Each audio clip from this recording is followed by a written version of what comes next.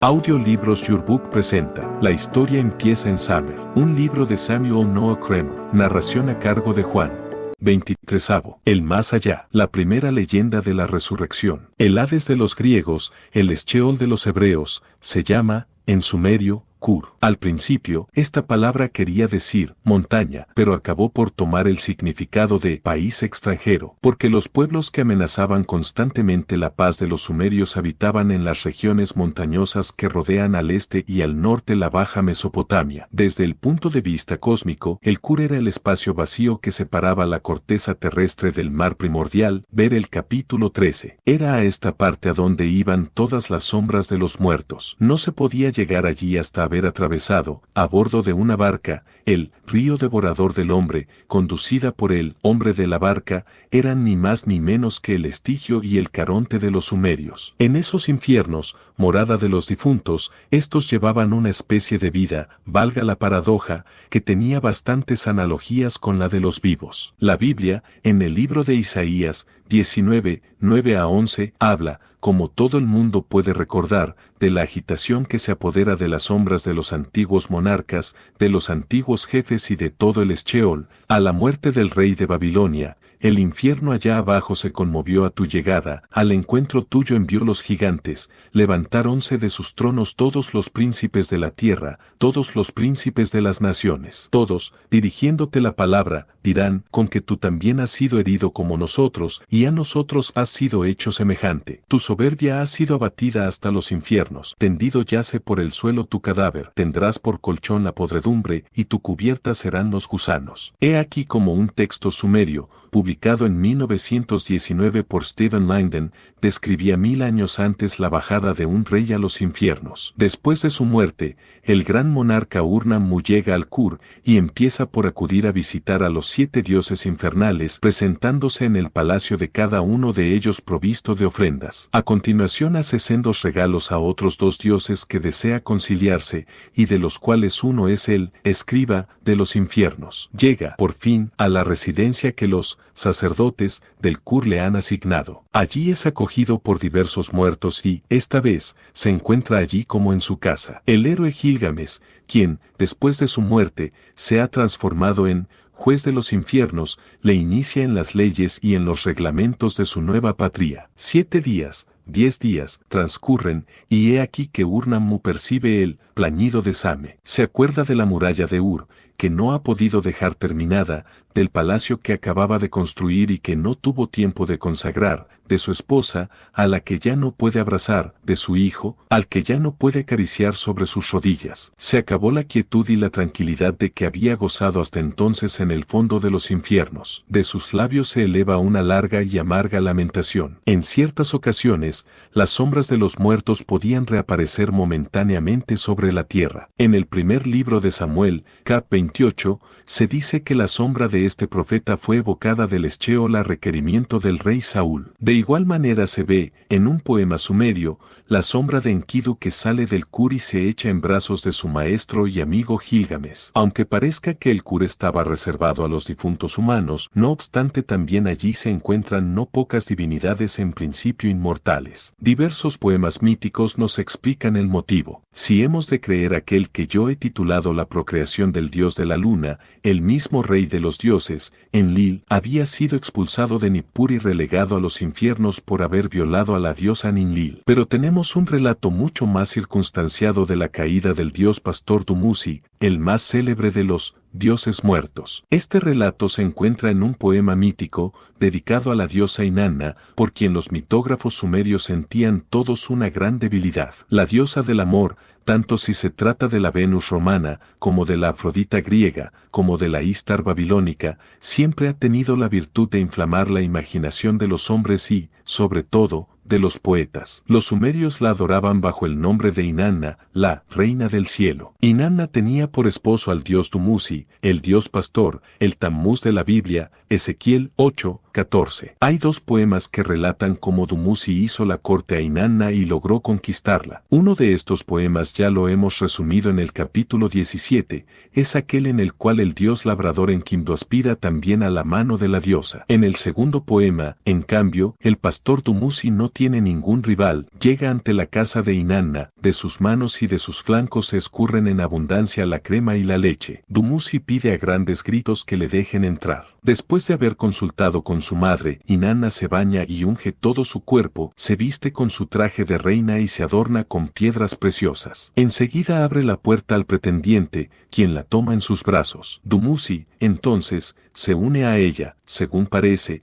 y la conduce a continuación a la ciudad de su Dios. El pastor no tenía la menor idea de que aquella unión que él tan apasionadamente había deseado sería la causa de su perdición y que a fin de cuentas terminaría siendo precipitado en el fondo de los infiernos. Los dos poemas precedentes no refieren, en realidad, más que un episodio de la vida de Dumuzi y, sobre todo, de la de Inanna. El mito al que me he referido más arriba, a propósito de los dioses muertos y sobre el que ahora vuelvo a insistir, demuestra que en las aventuras de esta diosa, la ambición ocupaba tanto sitio como el amor. Divinidad fantástica, de violentos sentimientos, tal se nos aparece en la bajada de Inanna a los infiernos. Pero este último poema presenta además otro notable cariz, el hecho de que en él se trate por primera vez, y en una dilatada exposición, del tema de la resurrección. Si añado, finalmente, que este texto tiene su historia, que su descubrimiento, la difícil reunión de los fragmentos dispersos, su misma interpretación, hasta las últimas líneas que de él se han encontrado, han dado lugar a grandes sorpresas y hasta a un equívoco de los más graves, se comprenderá que él solo sea el objetivo del presente capítulo. He aquí, para empezar, el resumen, aunque ella ya sea, como su mismo nombre indica, la dueña y señora del cielo o grande de las alturas, Inanna desea ardientemente acrecentar su poderío, y para ello se propone reinar a sí mismo en los infiernos, el grande de los abismos. Decide, pues, descender hasta allí a fin de examinar sobre el terreno cómo podría realizar su proyecto. En consecuencia, Inanna se apodera de las leyes divinas, reviste sus atavíos reales, se adorna con sus joyas y hela ahí dispuesta a marcharse para el país de irás y no volverás. La reina de los infiernos, Ereshkigal, es su hermana mayor, pero es también su peor enemiga. Inanna tiene, por lo tanto, buenas razones para temer que su hermana la haga matar en cuanto haya penetrado en sus posesiones. En consecuencia, tiene buen cuidado de indicar a Ninsubur, su fiel y concienzudo visir, lo que éste tendrá que hacer en el caso en que ella no hubiese regresado al cabo de 3 días. En primer lugar, Ninsubur elevará una lamentación para ella en la sala donde los dioses celebran sus asambleas. Luego se dirigirá a Nippur, la ciudad de Enlil. Allí intercederá cerca de él a fin de lograr que Inanna no sea condenada a muerte en el fondo de los infiernos. Si Enlil no quiere salvarla, Ninsubur se dirigirá a Ur, la ciudad de Nanna, dios de la luna, y defenderá allí ante el dios, sin pérdida de tiempo, la causa de su dueña y señora. Si Nanna le opone una negativa, Ninsubur irá a Eridu, la ciudad del dios de la sabiduría, Enki, quien conoce el alimento de la vida y también conoce el brebaje de la vida. Enki vendrá, seguramente, en auxilio de Inanna, en el caso en que ella no hubiese regresado al cabo de 3 días. En primer lugar, Ninsubur elevará una lamentación para ella en la sala donde los dioses celebran sus asambleas. Luego se dirigirá a Nippur, la ciudad de Enlil. Allí intercederá cerca de él a fin de lograr que Inanna no sea condenada a muerte en el fondo de los infiernos. Si Enlil no quiere salvarla, Ninsubur se dirigirá a Ur, la ciudad de Nanna, dios de la luna, y defenderá allí ante el dios, sin pérdida de tiempo, la causa de su dueña y señora. Si Nanna le opone una negativa, Ninsubur irá a Eridu, la ciudad del dios de la sabiduría, Enki, quien conoce el alimento de la vida y también conoce el brebaje de la vida. Enki vendrá, seguramente, en auxilio de Inanna. Al cabo de 3 días y 3 noches, no habiendo visto regresar a su dueña, Ninsubur se dispone a poner en práctica las instrucciones que ella le diera. Tal como había supuesto Inanna, Enlil y Nanna se niegan a salvarla. Pero Enki acepta el encargo e idea una estratagema para volverla a la vida, que es la siguiente: modela con arcilla 2 entes asexuados, el Kurgarru y el Kalaturru, a los cuales confía el alimento de la vida y el brebaje brebaje de la vida, enseguida les ordena que desciendan a los infiernos, donde deberán esparcir el tal alimento y el tal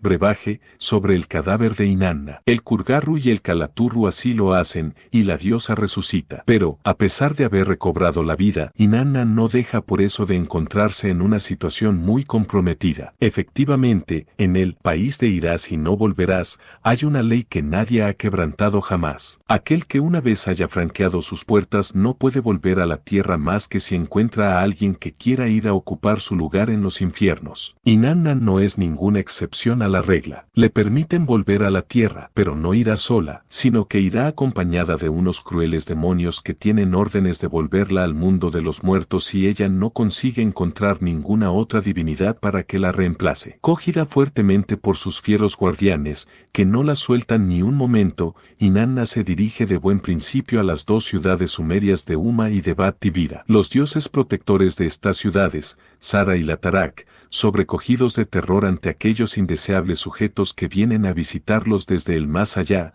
se cubren de andrajos y se prosternan en el polvo ante Inanna, la cual parece que aprecia su humildad, puesto que retiene a los demonios, ya dispuestos a conducirles a los infiernos. Inanna prosigue su viaje, siempre seguida de los demonios, y llega a la ciudad de Kuyab. El dios tutelar de esta ciudad no es otro que el dios pastor Dumuzi. Como que Dumuzi es el marido de Inanna, no tiene la menor intención de cubrirse de ropas andrajosas al verla ni de prosternarse ante ella en el polvo. Al contrario, se reviste del traje de ceremonia y va a sentarse orgullosamente en su trono. Esto hace enfurecerse a la diosa, que proyecta sobre él la mirada de la muerte, y enseguida lo entrega a los demonios, ya impacientes por llevárselo a los infiernos. Dumuzi palidece y se pone a gemir, eleva las manos al cielo e invoca a Utu, el dios del sol, hermano de Inanna y cuñado suyo, pidiéndole ayuda para escapar de las garras de los demonios por el procedimiento de transformar su mano en una mano de dragón y su pie en un pie de dragón. Desgraciadamente, al llegar aquí, el poema, es decir, en plena plegaria de Dumuzi, el texto de las tablillas se interrumpe. Pero sabemos, por otros conductos, que Dumuzi era conocido como dios de los infiernos. Es, pues, casi seguro que Utu no hizo caso de su súplica y que los demonios lo arrastraron hacia la morada de los muertos. He aquí ahora el poema casi íntegro. Solo he recortado algunas repeticiones. Desde la grande altura, ella dirigió su pensamiento hacia el gran abismo. Desde la gran altura, la diosa dirigió su pensamiento hacia el gran abismo. Desde la gran altura, Inanna dirigió su pensamiento hacia el gran abismo. Mi señora abandonó el cielo, abandonó la tierra, al mundo de los infiernos descendió. Inanna abandonó el cielo, abandonó la tierra, al mundo de los infiernos descendió. Ella abandonó la señoría, abandonó la soberanía, al mundo de los infiernos descendió. Las 7 leyes divinas, ella se las sujetó, reunió todas las leyes divinas y las tomó en la mano, todas las leyes las colocó en su pie. La sugurra, la corona de la llanura, ella se la ciñó en la cabeza, los rizos del cabello, ella se los fijó en la frente, la varilla y el cordel para medir el lapislázuli, los mantuvo apretados en la mano. Las pequeñas piedras del lapislázuli, se las ató alrededor de la garganta, las piedras nunús gemelas, se las sujetó al pecho, el anillo de oro, lo colocó en su mano, el pectoral, ven, hombre, ven, lo fijó en su busto. Con el ropaje pala de señoría, cubrió su cuerpo. El afeite, que se acerque, lo aplicó sobre sus ojos. Inanna se dirigió hacia los infiernos. Su visir Ninsubur iba andando a su lado. La divina Inanna dijo a Ninsubur, oh, tú que eres mi sostén constante, mi visir de palabras favorables, mi caballero de palabras sinceras, yo voy a bajar al mundo infernal. Cuando habré llegado a los infiernos, eleva para mí una lamentación como se hace sobre las ruinas, en la sala de reunión de los dioses, haz redoblar el tambor por mí, en la mansión de los dioses, recórrela en mi busca. Baja para mí los ojos, baja para mí la boca, como un pobre, arrebújate, para mí, en un vestido único. Y hacia el Ekur, morada de Enlil, dirige, solo, tus pasos. Al entrar en el Ekur, morada de Enlil, llora ante Enlil, oh Padre Enlil, no permitas que tu hija sea condenada a muerte en los infiernos. No dejes que tu buen metal se cubra del polvo de los infiernos. No dejes que tu buen lapislázuli sea tallado en piedra de lapidario. No dejes que tu buey sea aserrado en madera de carpintero. No dejes que la Virgen Inanna sea condenada a muerte en los infiernos. Si Enlil no te da su apoyo en este asunto, dirígete a Ur. En Ur, al entrar en el templo del país, el Equis-Nugal, la mansión de Nanna, llora ante Nanna, padre Nanna, no permitas que tu hija. Si Nanna no te presta su apoyo en este asunto, vete a Eridu. En Eridu, al entrar en la mansión de Enki, llora ante Enki, oh padre Enki, no permitas que tu hija. El padre Enki, señor de la sabiduría,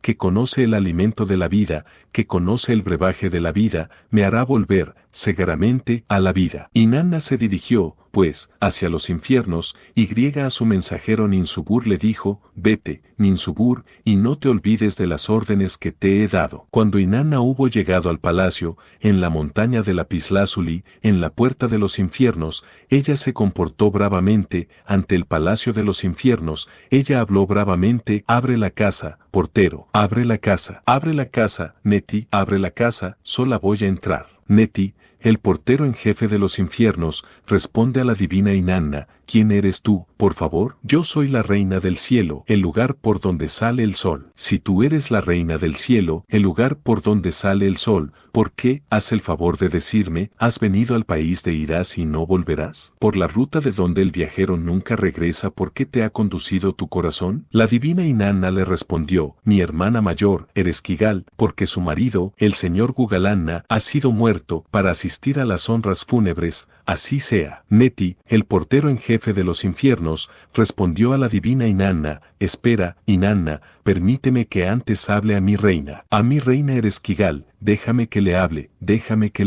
Neti, el portero en jefe de los infiernos, entró en la casa de su reina Ereshkigal y le dijo, oh, reina mía, es una virgen quien, igual que un dios, las 7 leyes divinas. Entonces, Ereshkigal se mordió el muslo y se puso furibunda. Y dijo a Neti, el portero en jefe de los infiernos, ven acá, Neti, portero en jefe de los infiernos, y lo que yo te ordeno no te olvides de cumplirlo. De las 7 puertas de los infiernos quita los cerrojos, del Gansir, el único palacio que hay aquí, rostro de los infiernos, abre las puertas. Y cuando Inanna entrará, muy doblada y humillada, me la presentaréis desnuda ante mí. Neti, el portero en jefe de los infiernos, atendió a las órdenes de su reina. De las 7 puertas de los infiernos quitó los cerrojos, del Gansir, el único palacio de allá abajo, rostro de los infiernos, abrió las puertas. A la divina Inanna le dijo, ven, Inanna, entra. Y cuando ella entró, la sugurra, la corona de la llanura,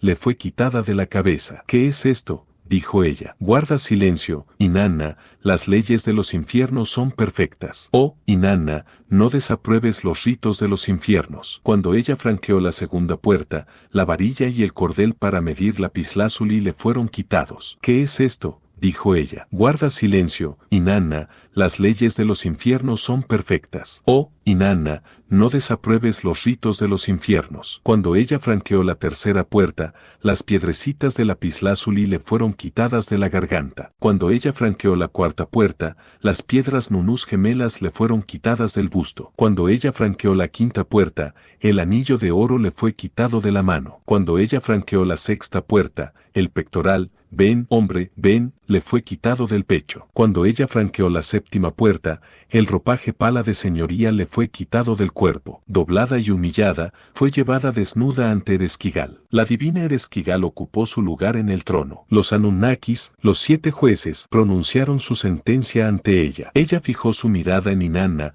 una mirada de muerte. Ella pronunció una palabra contra ella, una palabra de cólera. Ella emitió un grito contra ella, un grito de condenación. La débil mujer fue transformada en cadáver, y el cadáver fue suspendido de un clavo. Cuando 3 días y 3 noches hubieron transcurrido, su visir Ninsubur, su visir de palabras favorables, su caballero de palabras sinceras, elevó para ella una lamentación, como se hace sobre las ruinas. Hizo redoblar para ella el tambor en la sala de reunión de los dioses. Anduvo errante en su busca por la mansión de los dioses. Bajó los ojos por ella, bajó la boca por ella, como un pobre, en un vestido único, por ella se arrebujó, y hacia el Ekur, morada de Enlil, solo, dirigió sus pasos. Cuando entró en el Ekur, la morada de Enlil, lloró ante Enlil: oh padre Enlil, no permitas que tu hija sea condenada a muerte en los infiernos, no dejes que tu buen metal se cubra del polvo de los infiernos, no dejes que tu buen lapislázuli sea tallado en piedra de lapidario, no dejes que tu buey sea aserrado en madera de carpintero, no dejes que la virgen Inanna sea condenada a muerte en los infiernos. Como que el padre Enlil no le prestó su apoyo en este asunto, Ninshubur se fue a Ur. En Ur, al entrar en el templo del país, el Equis-Nugal, la mansión de Nanna, lloró ante Nanna: padre Nanna, no permitas que tu hija. Como que el padre Nanna no le prestó su apoyo en este asunto, Ninshubur se fue a Eridu. En Eridu, al entrar en la mansión de Enki, lloró ante Enki: oh padre Enki, no permitas que tu hija. El padre Enki respondió a Ninshubur: ¿qué le ha ocurrido a mi hija? Estoy inquieto. ¿Qué le ha ocurrido a Inanna? Estoy inquieto. ¿Qué le ha ocurrido a la reina de todos los países? Estoy inquieto. ¿Qué le ha ocurrido a la Yeródula del cielo? Estoy inquieto. Se sacó entonces barro de la uña y con él formó el Kurgarru, se sacó barro de la uña pintada de rojo y con él modeló el Kalaturru. Al Kurgarru le entregó el alimento de la vida, al Kalaturru le entregó el brebaje de la vida. El padre Enki dijo al Kalaturru y al Kurgarru: las divinidades infernales os ofrecerán el agua del río, no la aceptéis. También os ofrecerán el grano de los campos, no lo aceptéis. Sino decida Ereshkigal: danos el cadáver colgado del clavo, que uno de vosotros, entonces, lo rocíe con el alimento de la vida y el otro con el brebaje de la vida. Entonces Inanna surgirá. Las divinidades infernales les ofrecieron el agua del río, pero ellos no la aceptaron. También les ofrecieron el grano de los campos, pero ellos no lo aceptaron. Danos el cadáver colgado de un clavo, dijeron a Ereshkigal. Y la divina Ereshkigal respondió al Kalaturru y al Kurgarru: este cadáver es el de vuestra reina. Este cadáver, aunque sea el de nuestra reina, dánoslo, le dijeron ellos. Les dieron el cadáver colgado del clavo. Uno lo roció con alimento de vida, el otro con brebaje de la vida. E Inanna se puso de pie. Cuando Inanna estuvo a punto de remontarse de los infiernos, los Anunnakis la cogieron y le dijeron: ¿quién, de entre los que han bajado a los infiernos, ha podido jamás remontarse indemne de los infiernos? Si Inanna quiere remontarse de los infiernos, que nos entregue a alguien en su lugar. Inanna remontó de los infiernos, y unos diablillos, igual que Cañas Sukur, y unos diablazos, iguales que Cañas Dugban, se le aferraron.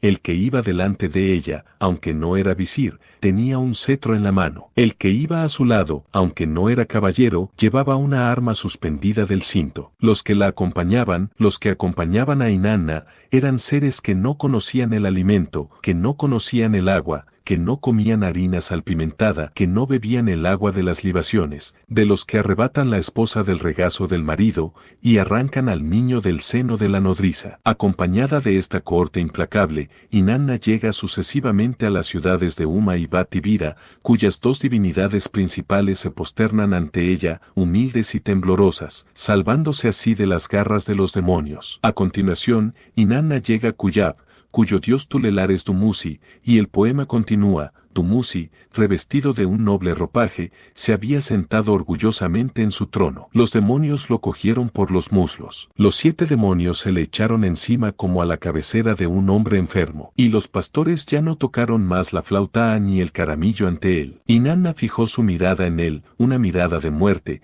y pronunció una palabra contra él, un grito de condenación: él es, lleváoslo. Así la divina Inanna entregó en sus manos al pastor Dumuzi. Pero los que acompañaban a Dumuzi, eran seres que no conocían los alimentos, ni conocían el agua, ni comían harina salpimentada, ni bebían el agua de las libaciones. Eran de esos que no saben llenar de gozo el regazo de la mujer, ni besar a los niños bien nutridos, que quitan el hijo al hombre de encima de sus rodillas y se llevan a la nuera de la casa de su suegro. Y Dumuzi lloraba, con el rostro verdoso, hacia el cielo, hacia Utu, elevó la mano: Utu, tú eres el hermano de mi mujer, yo soy el marido de tu hermana, yo soy el que lleva la crema a la casa de tu madre, yo soy el que lleva la leche a la casa de Ningal. Haz de mi mano la mano de un dragón, haz de mi pie el pie de un dragón, déjame escapar de los demonios, que no se apoderen de mi persona. La reconstrucción y luego la traducción de este poema han requerido mucho tiempo y esfuerzo. Muchos eruditos tomaron parte activa en ello. Arnold Powell, quien publicó los 3 primeros pequeños fragmentos, Stephen Linden sobre todo, quien publicó 2 fragmentos importantes, descubiertos en el Museo de Antigüedades Orientales de Estambul, y de los cuales uno estaba constituido por la mitad superior de una gran tablilla de 4 columnas. Finalmente, Edward Chiara, quien a su vez descubrió 3 nuevos fragmentos. No obstante, el contenido del texto permanecía aún oscuro. Las tablillas contenían numerosas lagunas y eran precisamente los pasajes importantes del relato los que faltaban. Era imposible percatarse de la relación lógica que unía las partes subsistentes. Un feliz y notabilísimo descubrimiento de Chiera fue lo que salvó la situación. Chiera encontró, en el Museo de la Universidad de Filadelfia, la mitad inferior de la tablilla de 4 columnas cuya mitad superior había sido descubierta y copiada en Estambul por Linden. Era evidente que la tablilla en cuestión había sido rota durante las excavaciones, o acaso antes, y, de las 2 mitades separadas, una había quedado en Turquía, mientras que la otra había tomado el camino de los Estados Unidos. Chiera murió antes de haber tenido tiempo de sacar provecho de su hallazgo y fui yo quien publicó por primera vez el poema, en 1937, en París, en la Revue de Assyriologie. Quedaban todavía, a pesar de todo, muchos blancos en ese texto. Su traducción y su interpretación planteaba constantemente problemas de difícil solución, y el sentido de diversos pasajes importantes permanecía impenetrable. Por pura casualidad, mientras proseguía con mis investigaciones en Estambul, descubrí, aquel mismo año 1937, 3 nuevos fragmentos del poema, y, una vez de vuelta a los Estados Unidos, encontré otros 2 en el Museo de la Universidad de Filadelfia, 1939 y 1940. Estos 5 fragmentos me permitieron rellenar bastantes lagunas del texto, de las más molestas por cierto, y así pude preparar una edición considerablemente aumentada. Pero las cosas no quedaron así. Un poco más tarde tuve la fortuna de poder examinar el centenar de tablillas, poco más o menos, uno de los conjuntos más importantes del mundo, de la colección babilónica de la Universidad de Yale que contienen textos sumerios, y de poder ayudar a su identificación. En el transcurso de este trabajo di con una tablilla en excelente estado, cuya existencia, por otra parte, ya había sido señalada por Chiera en 1924, en una nota que había escapado a mi atención. Esta tablilla constaba de 92 líneas, pero las 30 últimas, principalmente, añadían al texto ya conocido un pasaje enteramente nuevo y que demostró tener una importancia insospechada, ya que permitió poner fin a un equívoco que los especialistas de la mitología y de la religión mesopotámica habían cometido y mantenido durante más de medio siglo, a propósito del destino de Dumuzi. Efectivamente, la mayoría de los eruditos admitían que el dios Dumuzi había sido precipitado al fondo de los infiernos, sin que se supiera por qué motivos, antes de que bajara a los infiernos Inanna. Y esos eruditos habían supuesto que si Inanna se había ido al país de los muertos no podía ser por otra razón más que para libertar a su marido, Dumuzi, y volverlo a la tierra. El texto de Yale, sin embargo, ha probado que esta hipótesis es falsa. Inanna no había sacado para nada a su marido de los infiernos, sino todo lo contrario, fue ella la que, irritada por la actitud de menosprecio con que la había recibido Dumuzi, lo había entregado a los demonios para que ellos se lo llevasen al país de irás y no volverás.